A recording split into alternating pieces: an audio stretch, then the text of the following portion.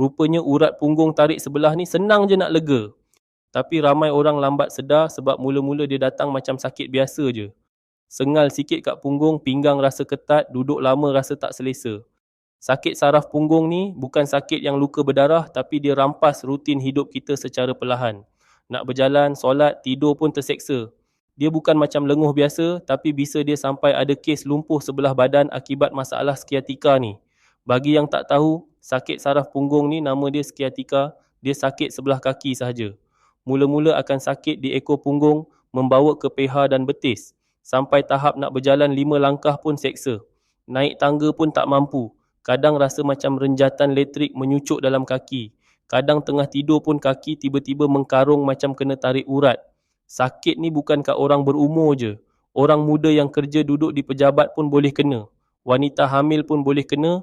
Malah orang laki yang suka letak dompet kat poket belakang seluar pun boleh kena. Tapi tak ramai orang faham. Kadang orang kata kita mengada, pemalas. Sebab tu ramai kena kecam. Lagi sedih, ramai dah habis duit pergi urut, sapu minyak panas, cucuk ubat tahan sakit. Tapi kejap okey, lepas tu datang balik.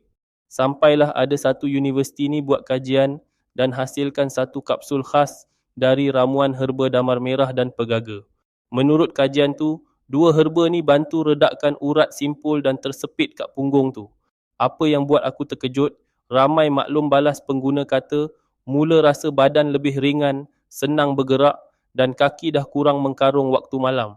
Ada yang sebelum ni nak bangun dari duduk pun kena tahan dinding. Sekarang dah mula boleh berjalan lebih selesa.